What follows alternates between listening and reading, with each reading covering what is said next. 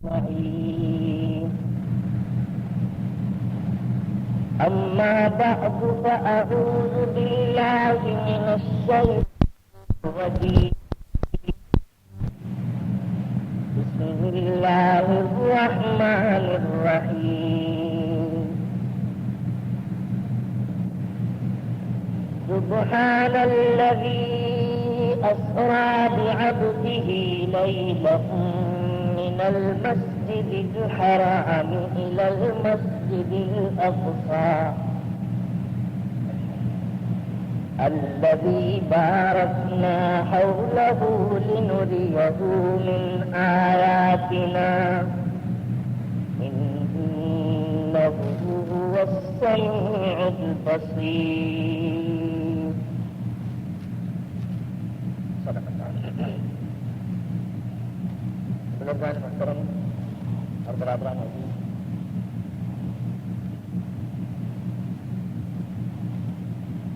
اسلامی جنتری کی روح سے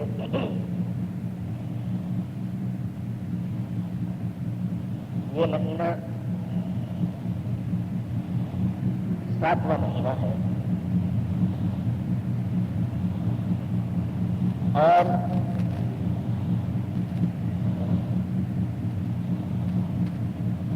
اس مہینے کا نام رجب ہے اور اس کو رجب الاسن بھی کہتے ہیں اور رجب المرجب بھی کہتے ہیں.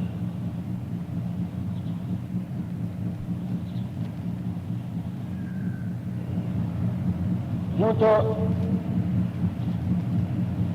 اسلامی تعلیمات کی روح سے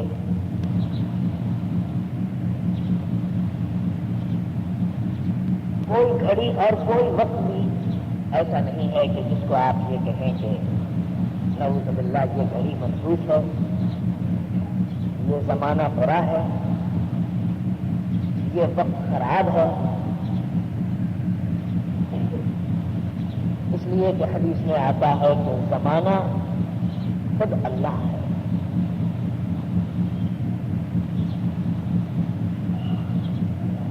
اور یہ جو ہم اور آپ اپنی زبان میں کبھی کہتے ہیں کہ وقت برا آ گیا ہے، وقت خراب آ گیا ہے، تو دراصل اس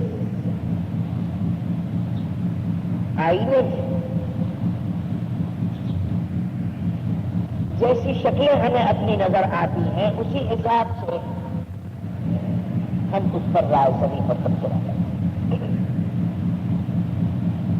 جیسے کسی بچوں کا واقعہ لکھا ہے کہ وہ کبھی شہر نہیں آیا تھا، اس نے کبھی آئینہ نہیں دیکھا تھا، جا رہا تھا ایک ریگزار میں اور صحرا کے اندر، تو اس کو ایک چمکدار چیز نظر آئی اور اس نے آگے بڑھ کے جب اس کو اٹھایا تو اسے عجیب پہلے کبھی اس نے آئینہ دیکھا نہیں. اور یہ بدبو ایسا ہے کہ حبشی ہے، کالا رنگ ہے، موٹے ہوں، سیاہ اس کے پیلے رنگ کے دانت ہو رہے ہیں اور اس کا چہرہ اتنا اس نے اپنا بنا رکھا ہے خراب. خیر بہرحال اس نے اس آئینے کو اٹھایا اور اٹھا کے اب جب اس کو دیکھتا ہے تو یہ کہہ کے اس نے پھینک دیا کہ کمبخت تو اتنا بدشکل ہے جبھی تو کسی نے تجھے اس صحرا میں پھینک دیا.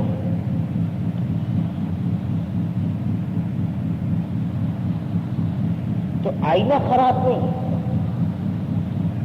جب شکل اس کو نظر آئی ہے اور وہ آئینے کو جانتا نہیں ہے، اس کی حقیقت سے واقف نہیں ہے، تو اس نے آئینے پر الزام لگا کے اس کو پھینک دیا. جس کا مطلب یہ ہے زمانے کو اور وقت کو اگر ہم اور آپ برا کہتے ہیں تو دراصل ہم اپنے آپ کو برا کہتے ہیں. لیکن اللہ تعالیٰ نے انسانوں میں، اللہ تعالیٰ نے مقامات میں، اللہ تعالیٰ نے اوقات میں، اللہ تعالیٰ نے اشیاء میں، اللہ تعالیٰ نے جانوروں میں، اللہ تعالیٰ نے پانی میں، اللہ تعالیٰ نے پہاڑوں میں،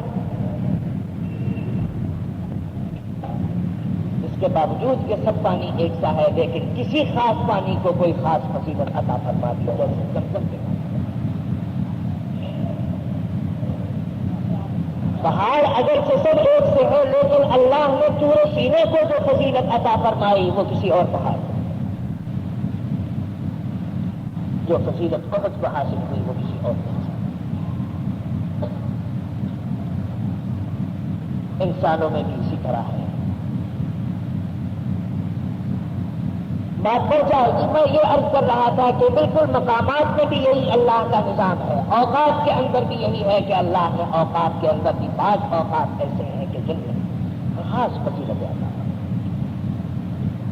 رمضان المبارک کا مہینہ خاص فضیلت کا حامل ہے، اس کی آخر کی طاق راتیں اس سے زیادہ فضیلت کی حامل ہیں۔ اسی طریقے سے ہر مہینے کے اندر اور ہر وقت میں اللہ نے کوئی نہ کوئی فضیلت رکھی ہے۔ ماہ رجب بھی اللہ نے ایک فضیلت کا حامل مہینہ قرار دیا ہے اور اسلامی تعلیمات کی روح سے اس کی بھی بڑی فضیلت ہے۔ البتہ ہم اور آپ ہر اچھی چیز کو اس طریقے سے خراب کر دیتے ہیں کہ جیسے ایک مریض کو اگر آپ جس کا جگر کام نہ کرتا ہو اس کو اگر آپ سیب کھلائیں گے تو وہ سیب بدن میں خون نہیں بنے گا، وہ سیب بلغم بن جائے گا۔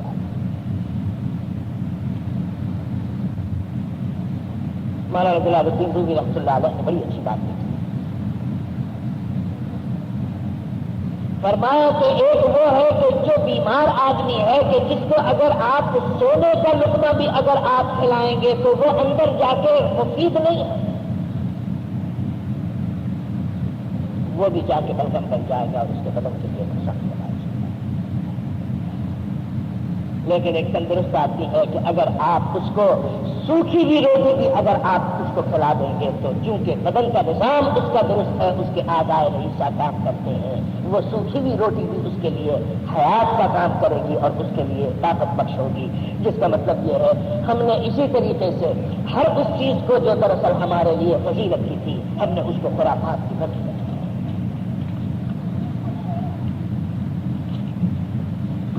مہینہ رجب کا ہو یا شعبان،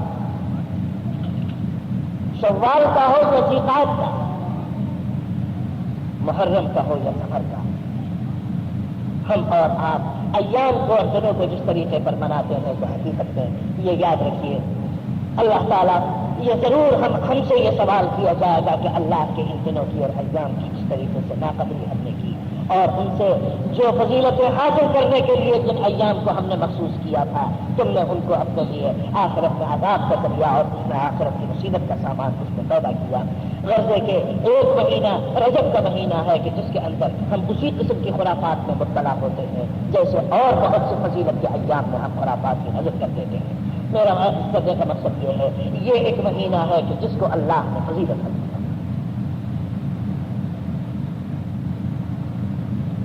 اس مہینے کو رجب الاسم اس لیے کہتے ہیں کہ قدیم میں زمانہ جاہلیت سے جب آپس میں قبائل اختلاف کرتے تھے اور ان میں دشمنی اور عداوتیں بڑھتی جنگ جدال اور خون قتال،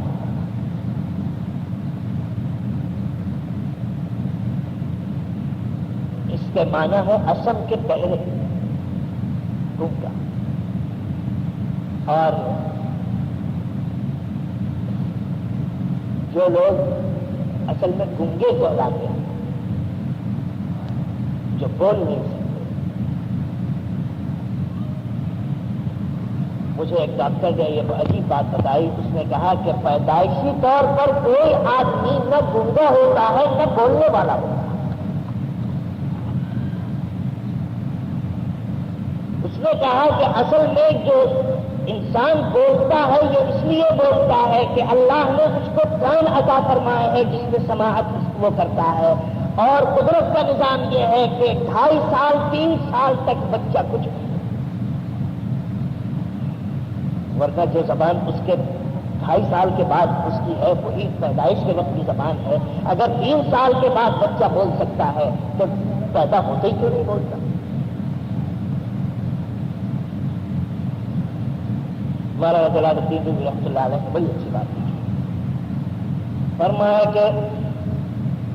کہ پپلتا گویا ہوتا پوین بھوت، پپلتا گویا ہوتا پوین بھوت، مرکب جد گردن پابن بھوت۔ اللہ کا نظام یہ ہے یہ عمر تمہاری بولنے کی نہیں ہے، یہ تمہارے سننے کی عمر ہے، اور خاموشی کے ساتھ تم جو کچھ تمہارے کان میں پڑے اس کو سنتا ہے، اپنے ذخیرے میں جمع کرتا ہے، اور جب تمام باتیں اس کے ذخیرے میں جمع ہو جاتی ہیں، ہر چیز کے نام سے، اس کے مزاج سے، اس کی اور کیفیتوں سے جب واقف ہو جاتا ہے تو اچانک بولتا ہے۔ یہ حکمت فرمایا کہ پیدائشی طور پر جو لوگ جن کی جو سماعت سے محروم ہیں وہ بولنے پر قادر نہیں ہو سکتے، اس لیے کہ ان کے کان میں کوئی لفظ ان کے ذہن میں آیا ہی نہیں ہے۔ وہ بولے کیا؟ اس لیے کہ بولے جب پہلے اس کے دماغ کے کمپیوٹر میں وہ چیز آ گئی، وہ ہے۔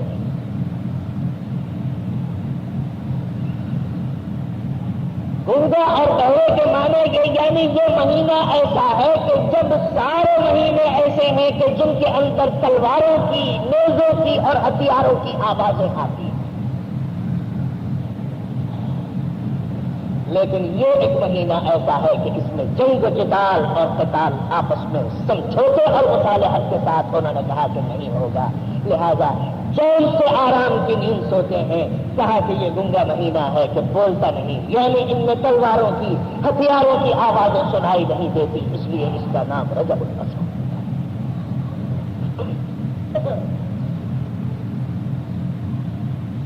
اس مہینے میں جیسے میں نے عرض کیا کہ جو تو ہر لمحے میں اور ہر ساعت کے اللہ نے فضیلت رکھی، ہم لوگوں نے اس کا پتہ نہیں کیا عشر بنا لیا ہے، اور اس کے اندر کبھی کوئی روزہ کوئی رکھا جاتا ہے یہ کہہ کے کہ یہ رجبی روزہ ہے اور اس روزے کا 1000 روزے کے برابر ثواب ہے، یا اور کسی قسم کی خرافات بہت سی آپ جانتے ہیں کہ کیا کیا ہوتی ہے۔ وقت نہیں ہے کہ جو میں تفصیل سے اس کی طرف عرض کروں۔ کوئی ایسا کام رجب کے اندر کرنے کا حکم نہیں دیا گیا ہے جو جس کو دین اور شریعت بنا کے ہم اور آپ آج کل کرتے ہیں، ان کا دین سے کوئی تعلق نہیں۔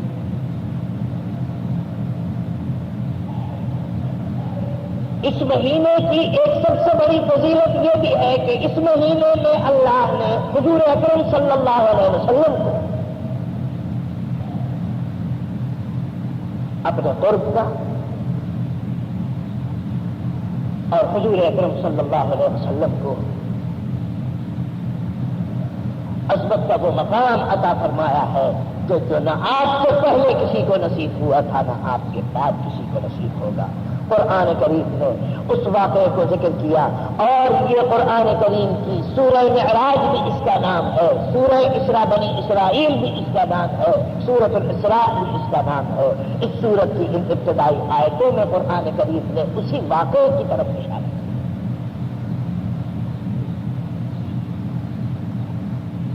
فرمایا سبحان الذی اسری بعبدہ لیلا من المسجد الحرام الی المسجد الاقصی، پاک ہے وہ ذات، منزہ ہے وہ ذات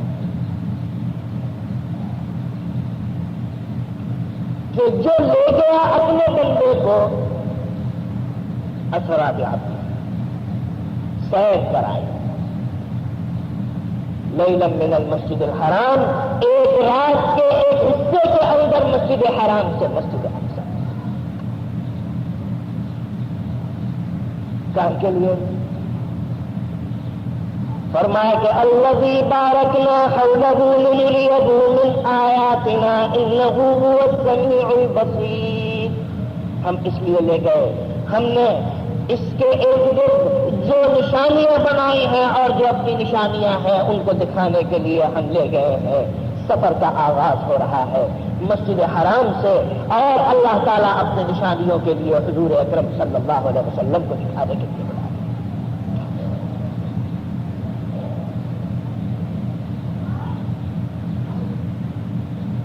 اور ویسے حضور اکرم صلی اللہ علیہ وسلم کی حیات طیبہ کے کسی لمحے اور کسی گوشے کا ذکر کرنا ایسا بلکہ افضل العبادات۔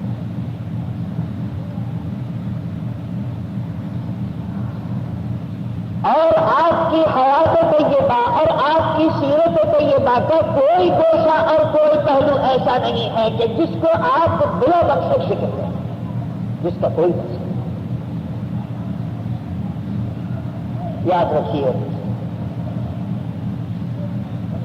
حضور اکرم صلی اللہ علیہ وسلم کو معراج کی جو فضیلت عطا ہوئی ہے اس میں بھی قیامت تک کے لیے بنی نوع انسان کو ایک ایسا سبق دے دیا گیا ہے کہ اس کو ہر سال اور بار بار اس کو آپ دہراتے رہیں اور یاد کرتے رہیں تو اس کے اندر بنی نوع انسان کی ہدایت کا اتنا ضروری ایک سبق موجود ہے کہ آپ کو کسی اور جگہ بچ پڑے. فرمایا کہ تازہ خواہی داستن گرتا ہے سینرا تازہ خواہی داستن گرتا ہے سینرا گاہے گاہے بادشاہی قصے بازی نرا. ان بھولے واقعات کو اگر آپ یہ چاہتے ہیں کہ آپ بالکل فراموش کرتے ہیں تو یاد رکھیے آپ اپنا مقصد حیات آپ اپنے مسئلہ العین اور جس مشن کے لیے اللہ نے بھیجا ہے آپ اس کو پورا نہیں کر سکتے. اس مسئلہ العین کو پورا کرنے کے لیے ضروری ہے تاریخ کے اوراق میں اور دین کی کتابوں میں اور اللہ کی اس کتاب میں جن قصص کو اور واقعات کو بیان کیا ہے وہ خالی تفریح تباہ کے لیے بیان نہیں کیا. وہ خالی ادبی موشگافیاں اس کے اندر نہیں ہیں اور منطقی موشگافیاں. اللہ نے ہر لفظ اور اس کا ہر نقطہ جو ہے وہ حکمت سے اور اس کی اہمیت سے خالی نہیں رکھا ہے. قرآن کریم میں واقعہ معراج کو بھی اسی حکمت کی وجہ سے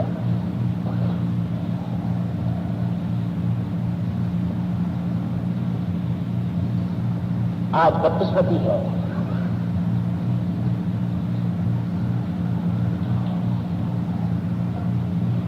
آج کے اس دور میں کہ جو شاید عالم اسلام میں مسلمانوں کی اتنی بڑی تعداد ہے کہ جو صحابہ کے دور میں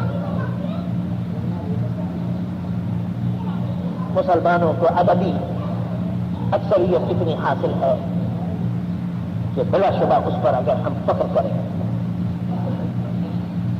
تو جائز ہوگا. لیکن حقیقت جو ہے یہ ہے مولانا جلال الدین رومی رحمۃ اللہ علیہ نے بڑی اچھی بات ہے فرمایا کہ ہم اور آپ آدمی ہیں. میں نے کہا کہ بس ہماری یہی بڑی غلط فہمی ہے کہ ہم اپنے آپ کو کہتے ہیں کہ ہم انسان ہیں ہم آدمی ہیں. ہم نے پتہ نہیں کس چیز کا نام انسان اور کس چیز کا نام آدمی.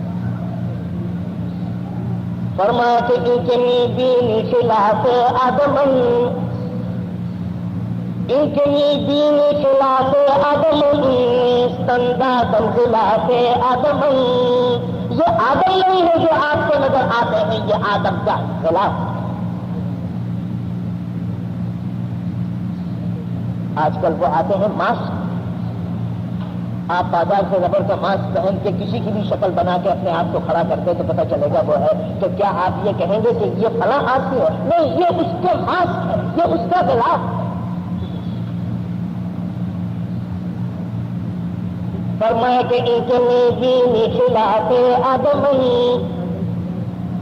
انکنی دینی خلاف آدم استندادم خلاف آدم.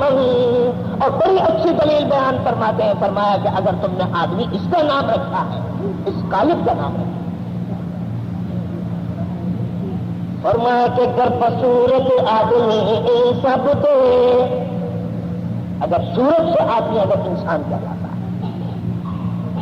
گر بصورت آدمی سب دے احمد و بو جل ہم یک سب دے. اگر اس کا نام قالب کا نام اگر انسان ہو تو پھر احمد میں اور ابو جہل کے پھر کیا فرق ہے؟ اس لیے کہ وہی قالب اس کا بھی ہے, وہی آنکھ ناک بھی ہے, وہی خون بھی ہے, وہی جسمانی نجات ہے, کوئی فرق نہیں ہے. قبیلہ بھی وہی, ذات بھی وہی, سب کچھ وہی ہے. کوئی فرق کیا ہے؟ معلوم یہ ہوا اگر آپ نے اس صورت کا نام اگر انسان رکھا ہے تو پھر یہ غلط سمجھ رہے ہیں. صورت کا نام انسان نہیں ہے اور یہی فرق ہے سرکار دو عالم صلی اللہ علیہ وسلم کے مرتبے میں اور ایک کافر کے مرتبے میں. صورت کے اعتبار سے اگر سے دانت نقشے کے اعتبار سے اللہ نے ہر آدمی کو صورت رکھا ہے. بالکل اسی طرح اگر نام ہم مسلمان اپنے آپ کو اس لیے کہتے ہیں کہ پیدا مسلمان کے گھر میں ہو گئے تو بھائی اس میں تو ہمارا کوئی کمال ہے. آپ ایمانداری سے بتائیے کہ جو آدمی مسلمان کے گھر میں پیدا ہو جائے اس میں اپنے کسی قصد کو اور کسی ارادے کو دخل ہے؟ یہ تو کوئی فخر کی بات نہیں ہے کہ جی میں کہاں پیدا ہو گیا، کس مقام پہ پیدا ہو گیا، کس گھرانے میں پیدا ہو گیا، اس میں تو انسان کا کوئی دخل نہیں۔ اگر اس وجہ سے ہم اپنے آپ کو مسلمان ہونا ہمارا کافی ہے کہ ایک مسلمان کے گھر پیدا ہو گئے ہیں، تو پھر یاد رکھیے گر بصورت آدمی انسان بدے احمد و جہل ہم یکساں بدے۔ اگر اس بات کا نام مسلمان ہونا ہے تو پھر تو بات یہ ہے، تو پھر کافر ہونے کو بھی آپ برا نہ کہیں، کسی کے کفر پر بھی آپ الزام نہ دیجیے اس لیے کہ وہ بھی اپنے ارادے سے کسی کافر میں نہیں پیدا ہو۔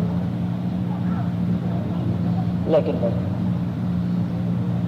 میرے دوستو، یہ اللہ کا لاکھ لاکھ انعام اور اس کا احسان ہے کہ اللہ نے ہمیں جانور پیدا نہیں کیا، اللہ نے ہمیں انسان پیدا فرمایا، اور یہ اس کا اس سے بڑھ کے احسان ہے کہ اللہ نے انسان بھی ایسا پیدا فرمایا کہ اللہ نے مسلمان گھرانے میں پیدا کیا۔ لیکن اس کے بعد اب ہماری ذمہ داری ہے کہ اللہ کے اس احسان کا ہم کیسے شکر ادا کرتے ہیں، اور اس ذمہ داری کو جو اس نے اپنے احسان کے طور پر ہم کو عطا فرمائی، اس ذمہ داری کو کیسے۔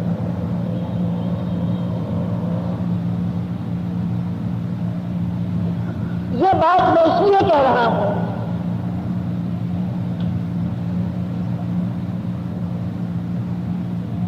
کہ حضور اکرم صلی اللہ علیہ وسلم کی حیات طیبہ کے دو حصے، آپ کی حیات طیبہ کو آپ دو حصوں میں تقسیم کر سکتے، بلکہ تین۔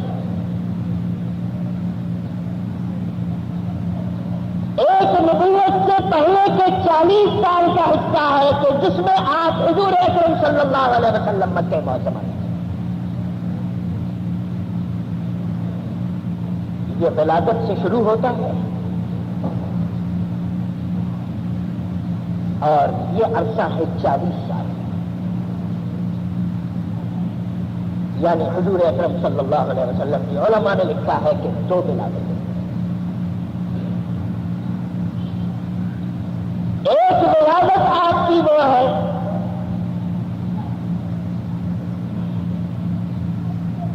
کہ جو بحیثیت فرمایا کہ یہ عبداللہ کے گھر میں آئے، ابن عبداللہ، فرمایا کہ ایک حیثیت آپ کی ولادت کی یہ ہے کہ جب آپ ابن عبداللہ کی حیثیت سے آپ تشریف لائے ہیں، فرمایا کہ یہ پہلی ولادت ہے، اور 40 سال کے بعد جب آپ کو نبوت سے سرفراز فرمایا گیا تو یہ آپ کی دوسری ولادت ہے۔ پہلی حیثیت میں آپ محمد ابن عبداللہ کی حیثیت سے آپ کی ولادت ہوئی ہے، اور دوسری ولادت محمد الرسول اللہ کی حیثیت سے ہوئی ہے۔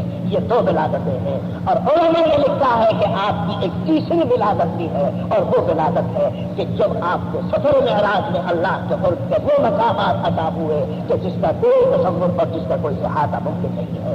بہرحال حضور اکرم صلی اللہ علیہ وسلم کو نبوت سے سرفراز فرمانے کے بعد آپ کی حیات طیبہ کو دو حصوں میں تقسیم کیا جا سکتا ہے، ایک مکی ایک مدنی۔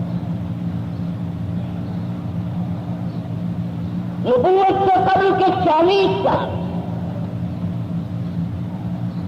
اور نبوت کے بعد مکے کی زندگی کے 13 سال اور ہجرت کے بعد مدینہ منورہ کی 10 سال، کل طرح سے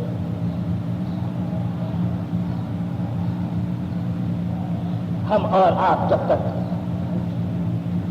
حضور اکرم صلی اللہ علیہ وسلم کی اس 63 سالہ حیات طیبہ کو اپنے لیے نمونہ نہیں بناتے، مکی زندگی میں کیا ہوا، مدنی زندگی میں کیا ہوا، مکی زندگی میں جو کچھ ہوا وہ ثمرہ اور نتیجہ کو اللہ نے مدنی زندگی میں عطا فرمایا ہے۔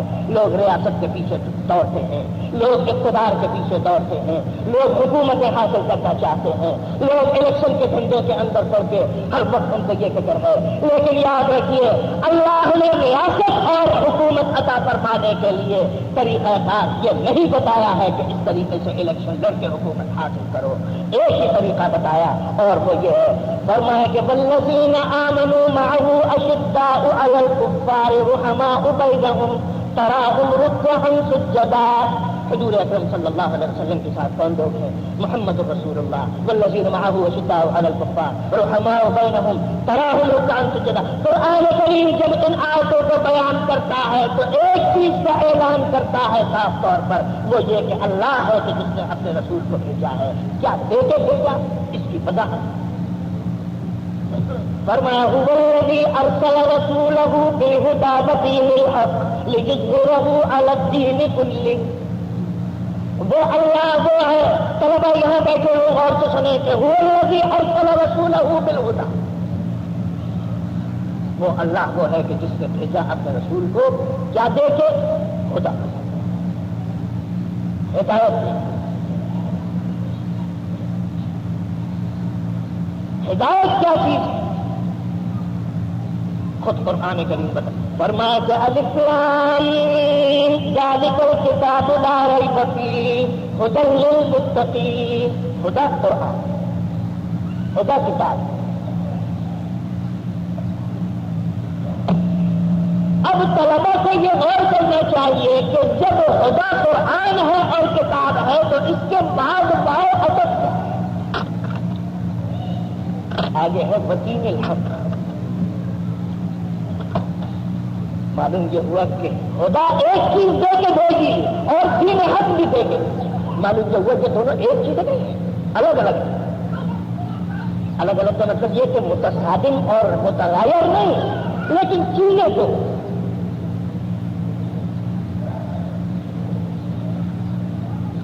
بس۔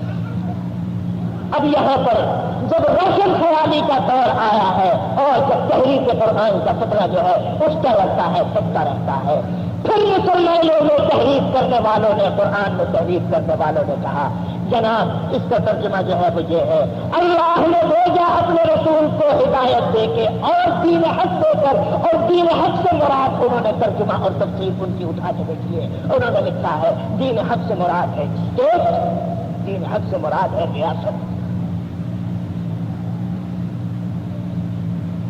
یہ قرآن کریم میں تحریف ہے۔ اللہ تعالیٰ نے حضور اکرم صلی اللہ علیہ وسلم کو ریاست دے کے نہیں بھیجا۔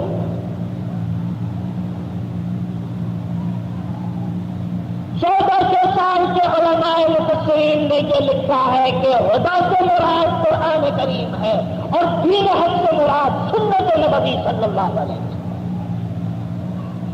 اللہ نے دو چیزوں کو دے کے بھیجا ہے، ایک آپ کا عملی نمونہ جس کو ہم سنت نبوی کہتے ہیں، اور ایک آپ کے پاس علمی قانون کی کتاب ہے کہ جس کو قرآن کہتے ہیں۔ اور فرمایا جب کوئی امت اگر اس قرآن پر اور اس عملی نمونے پر مکمل اتباع کرتی ہے، اس کا لازمی طور پر خاصہ اور نتیجہ یہ ہے کہ اللہ تعالیٰ صاحب تخت تاج کرتا ہے۔ اس کا مطلب ریاست حاصل کرنے کا حکم نہیں دیا گیا، حکم دیا گیا قرآن و سنت کے اتباع کا۔ اللہ تعالیٰ اس کے صدقے اور اس کے توفیل میں حکومت خود بخود ہے۔ ہم حکومت تو حاصل کرنا چاہتے ہیں، اس کا مطلب یہ ہے ہم مدنی دور سے چاہتے ہیں کہ ہمیں مل جائے، لیکن مکی دور سے ہم سب بھاگنا چاہتے ہیں۔ کیوں؟ مکی دور مشکلات کا دور ہے، مکی دور آزمائشوں کا دور ہے، ابتلا اور آزمائش کا دور ہے۔ اور وہ نہیں ہے حضور اکرم صلی اللہ علیہ وسلم پر اذیتوں کے اور مصیبتوں کے وہ تو پہاڑ توڑے ہیں قریش مکہ نے کہ میرے دوستوں اس کا تصور نہیں۔ آج ہم میں ہر آدمی جو ہے جو سنت کا اتباع کرنا بھی چاہتا ہے، پوچھتے میں کھانے کے بعد میٹھا نہیں ہے؟ ہاں صاحب میٹھا ہو جائے گا۔ ارے بھائی ہم تو میٹھا ضرور اس لیے کھاتے ہیں، میٹھا تو کھانا سنت۔ اور پوچھیے کہ بھائی اور سنتیں کون سی پسند ہیں؟ کہا صاحب یہ ایک سے زیادہ شادیوں کی جو سنت ہے یہ بڑی پسند ہے۔ ساری سنتیں اپنی اپنی مرضی کی اور اپنی خواہش کے مطابق ہم نے اپنی ان سنتوں کو منتخب کر کے ہم سمجھتے ہیں متبع سنت۔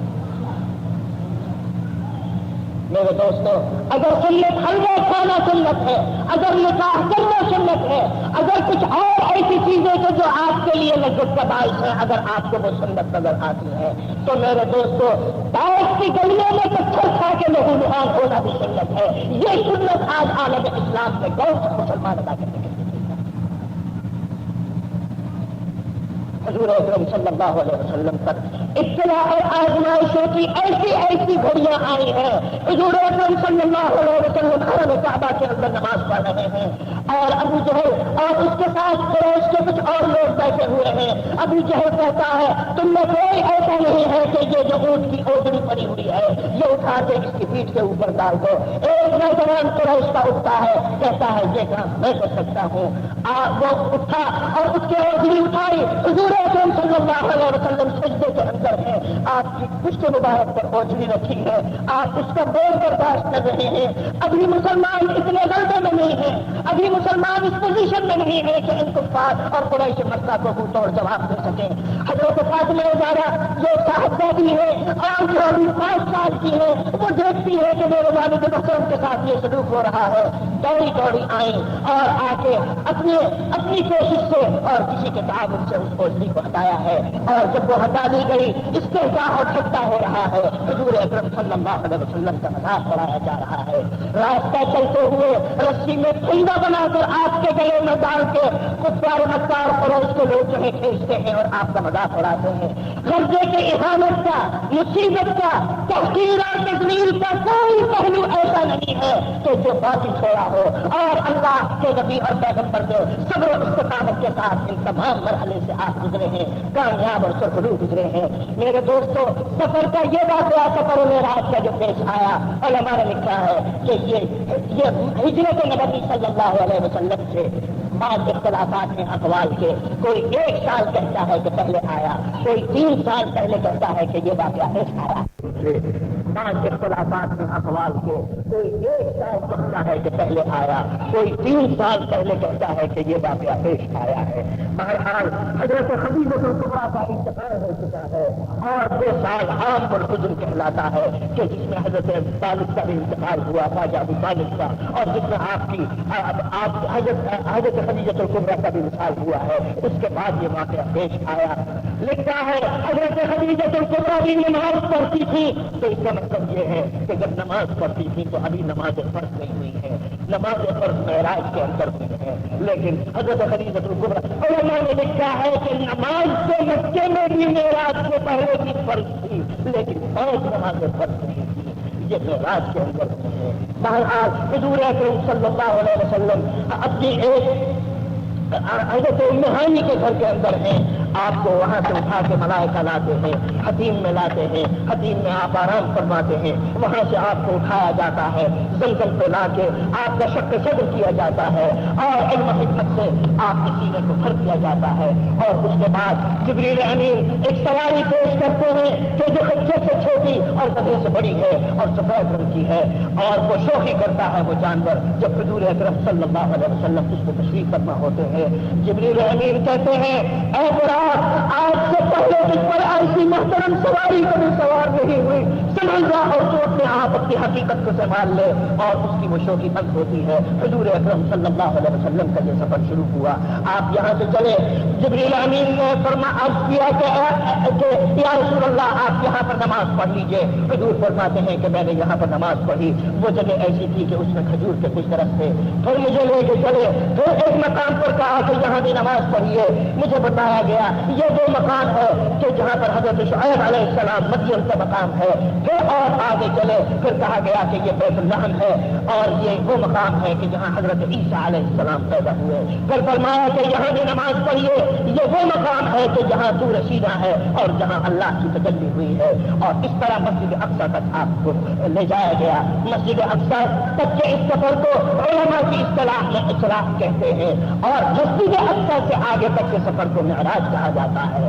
کیونکہ ایک سیڑھی اتاری گئی اور اس سے حضور اکرم صلی اللہ علیہ وسلم کو عروج اور معراج اللہ نے نصیب فرمائی۔ کہاں کہاں پہنچے، کیسے کیسے پہنچے، کن کن لوگوں سے ملاقات ہوئی، اور حضور اکرم صلی اللہ علیہ وسلم نے امامت بھی فرمائی ہے انبیاء کرام علیہ الصلوۃ والسلام کی، وقت نہیں ہے ورنہ میں یہ عرض کر دوں حضور اکرم صلی اللہ علیہ وسلم خاتم الانبیاء بھی ہیں، آپ خاتم النبیین بھی ہیں، اور ایسے لوگ موجود ہیں کہ جو آج کل الفاظ کے مختلف معنی نکالنے میں ان کو بہت اس معاملے میں بے کمال اور مہارت حاصل ہوتی ہے۔ لوگ کہتے ہیں کہ بھائی خاتم الانبیاء کہنا تو حضور کی توہین ہے، اس لیے نعوذ باللہ نبوت کا ایک سلسلہ برسوں سے جاری تھا اور حضور کی بات آئی تو آپ نے وہ سلسلہ ختم کر دیا، تو تاریخ کی بات پہنچی۔ گمراہی کے بہت سے راستے اور طریقے ہیں، یہ بالکل ایسا ہی ہے جیسے رات کو ایک ستارہ نکلے دوسرا رات کی ظلمت کر گئی، ہزار نکلے، ایک کروڑ ستارے نکل آئے، یہاں تک کہ پھر چاند بھی نکل آئے، لیکن رات کی ظلمت کر گئی۔ لیکن صبح کو جب آفتاب نکلتا ہے اب کسی تارے کی ضرورت نہیں، اب کسی چاند کی ضرورت نہیں ہے، اس لیے کہ آفتاب سلوک ہو گیا ہے، آفتاب کی نورانیت پھیل گئی ہے۔ لہذا آفتاب اگر یہ کہے تو میں خاتم الانوار، آفتاب اگر اپنے آپ کو خاتم الانوار کہے تو اس کا مطلب یہ نہیں ہے کہ آفتاب نے نورانیت کو ختم کر، بلکہ خاتم الانوار کہنے کا مقصد جو ہے یہ ہے کہ آفتاب نے نورانیت کو مکمل، سرکار عالم صلی اللہ علیہ وسلم خاتم النبیین کا مطلب یہ ہے کہ آپ نے نبوت کو مکمل فرما دیا ہے، اب اس کے بعد کسی نبی کی ضرورت نہیں ہے۔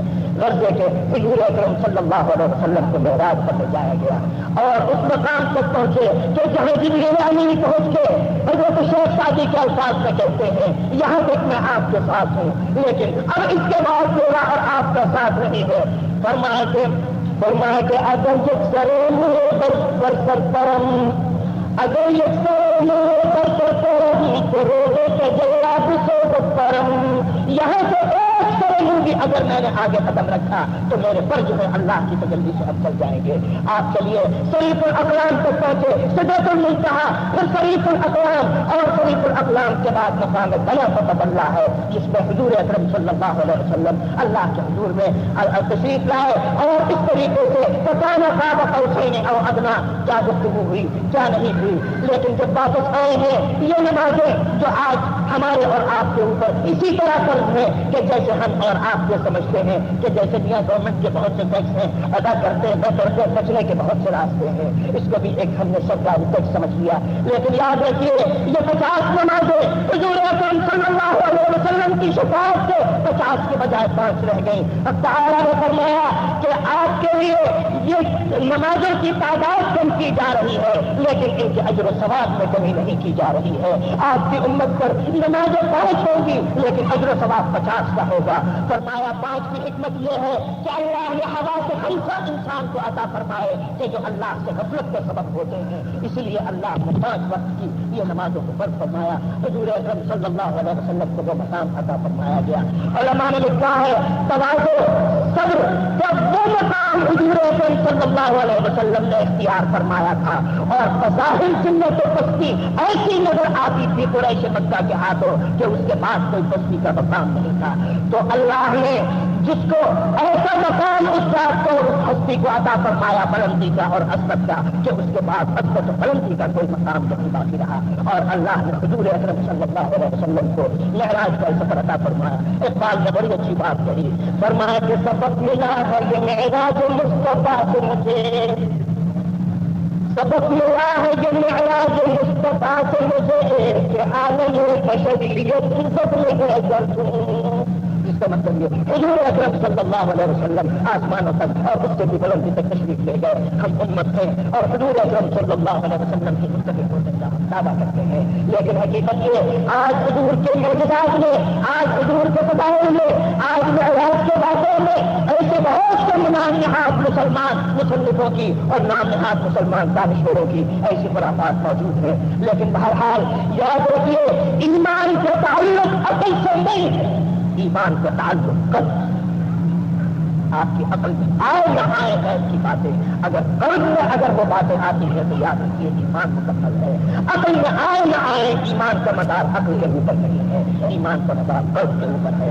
بہرحال خدا کے فضل سے قلب سے ہم اور آپ مسلمان ہیں عقیدے کے لحاظ سے بھی، لیکن ایسے مطلب کہ جن کا ابھی پچھلے دنوں چرچا اور تذکرہ بہت ہے، ایسے لوگ آتے رہے ہیں آتے رہیں گے، لیکن ہم افسوس کے پہلے جو ہے وہ یہ ہے کہ آج ہمارے اندر وہ حرارت کی بانی نہیں ہے، آج ہمارے اندر وہ جذبہ نہیں ہے جو مدینے کی زندگی کے اندر پیدا ہوا اور پھر لوگ اپنی جان ہتھیلیوں پر لے کے حضور اکرم صلی اللہ علیہ وسلم کے لیے کرنے کے لیے تیار تھے.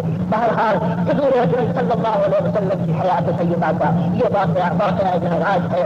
اگر معراج ہمارے نبی کو نصیب ہوئی تو امت کو بھی یہ معراج اس معراج کی فضیلت حاصل ہو سکتی ہے. اور وہ اسی طریقے سے کہ جو وہاں سے اللہ نے جو چیزیں کی جو عطا فرمائی ہم نے ان کو فراموش کر دیا.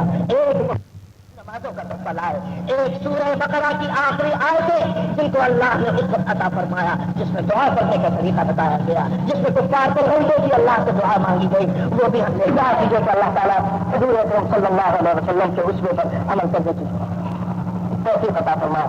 دعا کیجیے. لوگوں نے درخواست دی ہے اپنی پریشانیوں کے لیے، اللہ تعالیٰ تمام پریشان حالوں کی پریشانیوں کو دور فرمائے.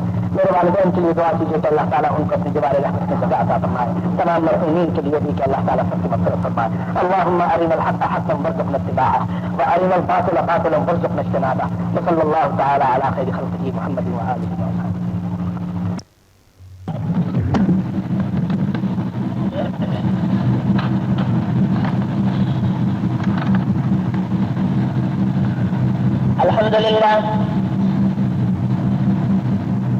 الحمد لله الذي قرب من اختار من عباده إلى حضرة عباده واجتبى من أحبابه من صلح لحضرة اقترابه وسقاه من صف شرابه ما سقى. ومن على من اجتناه من خلقه ومن على من اجتباه من خلقه فجعل منهم الأنبياء وأصفياء وأولياء وخلفاء. واختار المختار محمدا صلى الله عليه وسلم على سائر الخلق من قبل أن يكونوا في الأصلاب نطفا. وأشهد أن لا إله إلا الله وحده لا شريك له منعما ومتحفا. وأشهد أن سيدنا ونبينا ومولانا محمدا عبده ورسوله الذي قال في نفسه الذي قال في عبده نصا. سبحان الذي أسرى بعبده ليلا من المسجد الحرام إلى المسجد الأقصى فكان ذلك فخرا وشرفا. اعلموا أن الدنيا دار فناء وزوال وأن الموت لا بد منه على كل حال.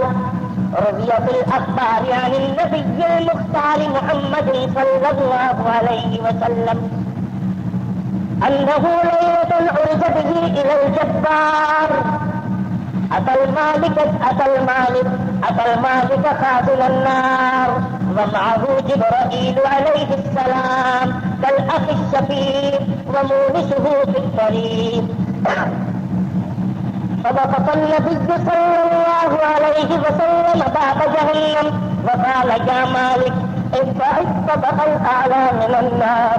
فقال يا مالك ارفع الطبق الأعلى من النار حتى أشاهدها وأنظرها إلى أهلها من نسائها ورجالها.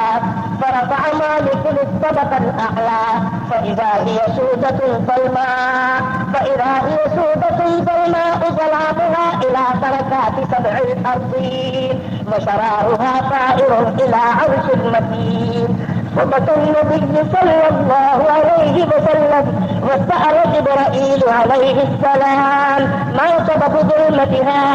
قال يا محمد صلى الله عليه وسلم إن جهنم مخلوقة من غضب الله مسلطة على من عصى الله أوشب عليها 1000 سنة حتى ابيضت، ثم أوقد عليها 1000 سنة حتى احمرت، ثم أوقد عليها 1000 سنة حتى اسودت، فزادت أنوارها وكثر سوادها، حتى أن أهلها لا ينظر بعضهم إلى بعض.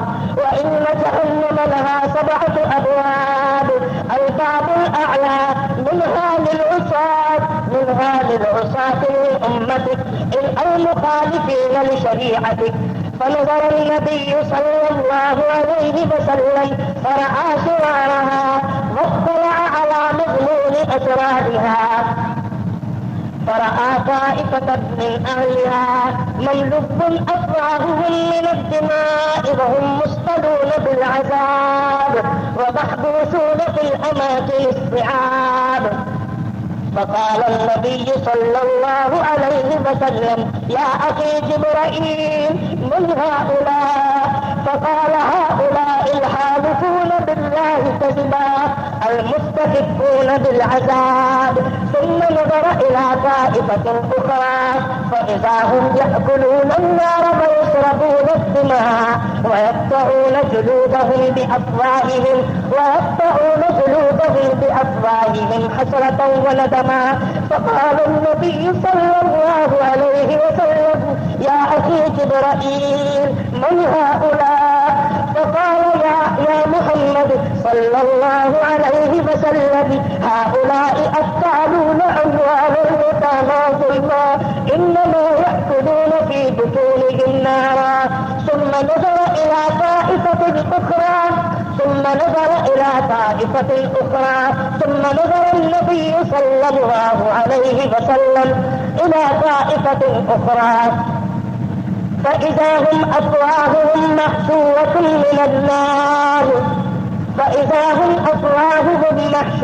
من النار ويخرج من مناخرهم الدخان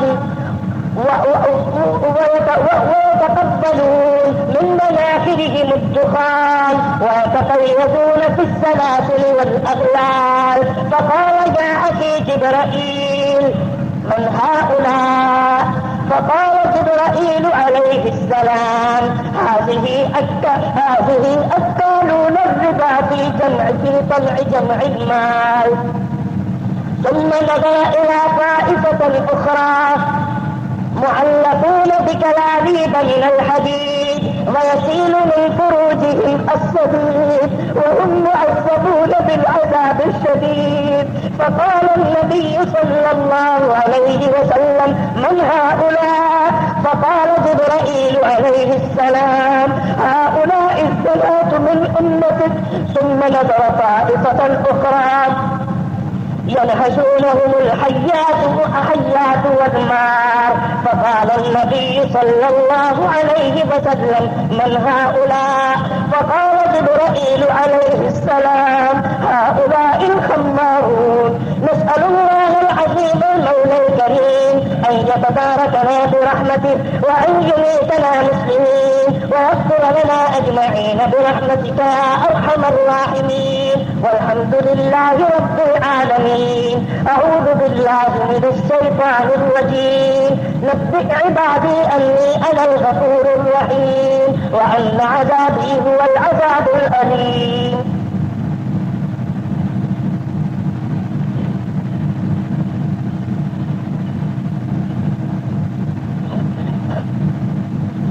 الحمد لله حمدا كثيرا كما أمر، وأشهد أن لا إله إلا الله وحده لا شريك له إرغاما من جحد به وكفر.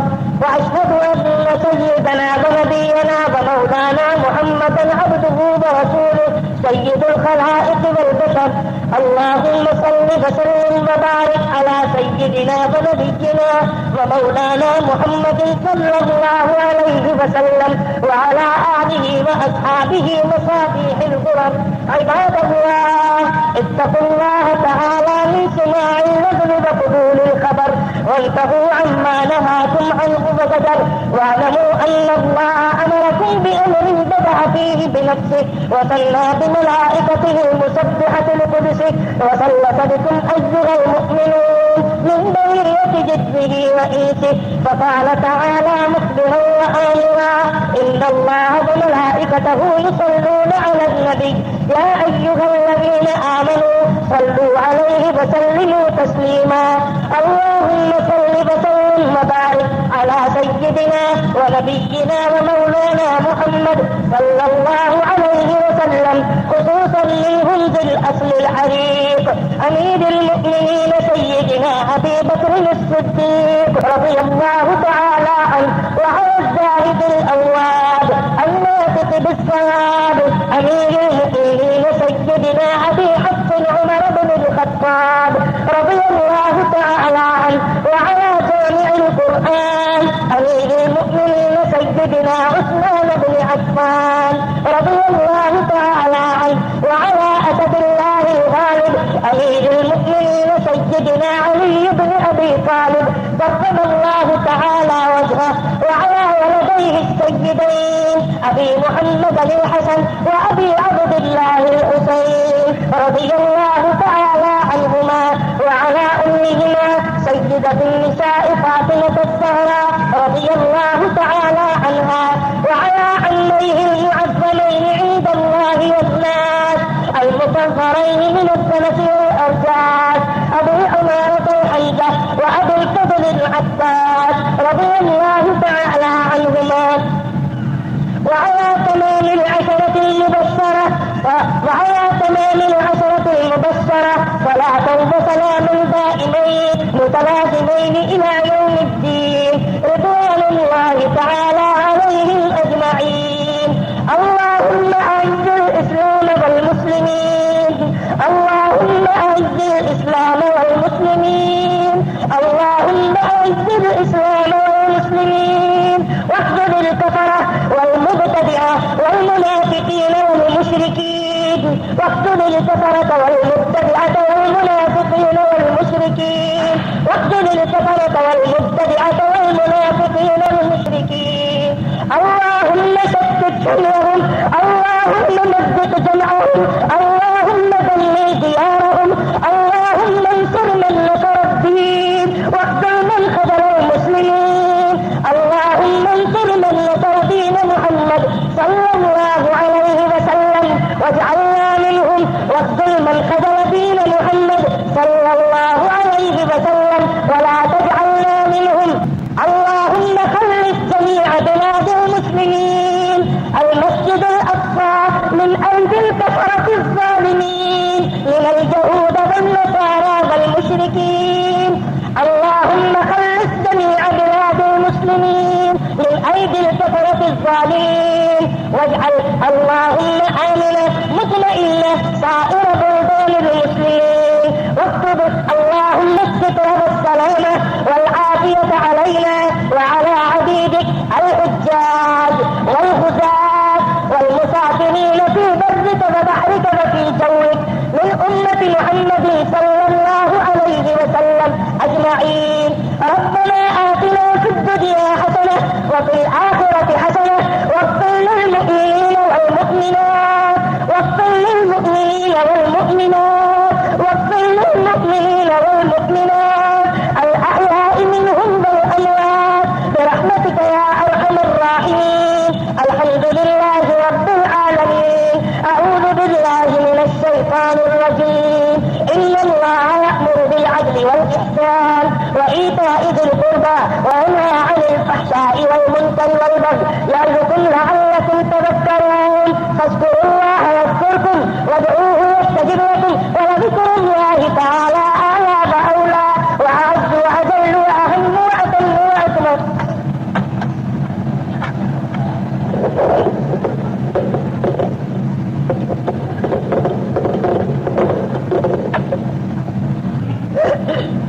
आप जरा तो अपनी सफेद रोज फरमा लें, सफेद सीधी और उनमें खला ना हो।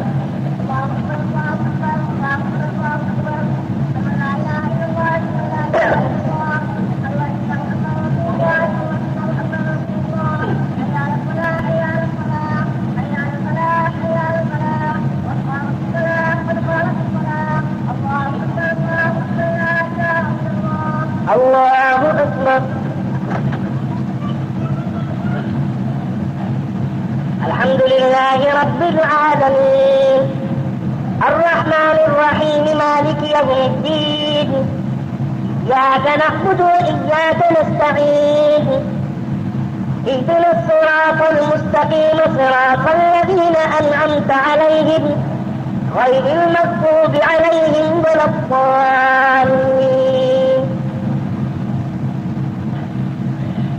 والتين والزيتون وطور سينين وهذا البلد الأمين لقد خلقنا الإنسان في أحسن تقويم ثم رددناه أسفل سافلين إلا الذين آمنوا وعملوا الصالحات فلهم أجر غير ممنون فما يكذبك بعد بالدين أليس الله بأحكم الحاكمين الله أكبر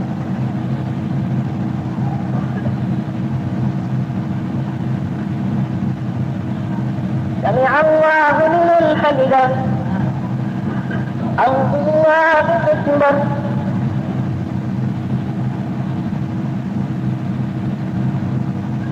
الله أكبر الله أكبر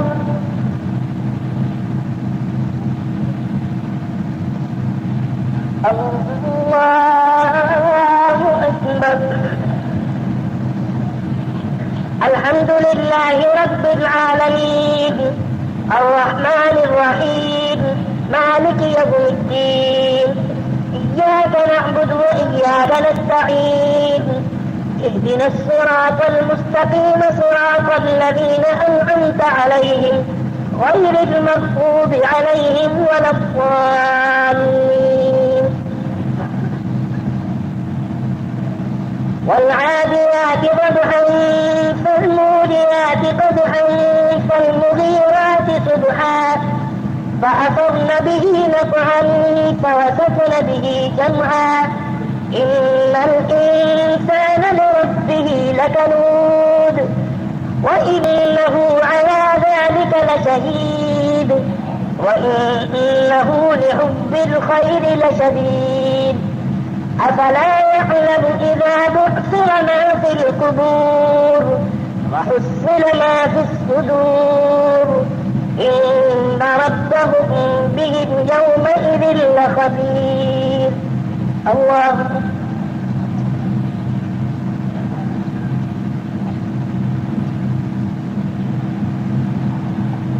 سمع الله لمن حمده الله أكبر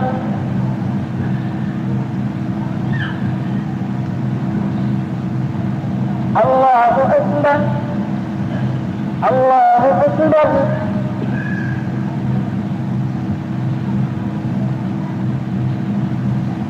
الله أكبر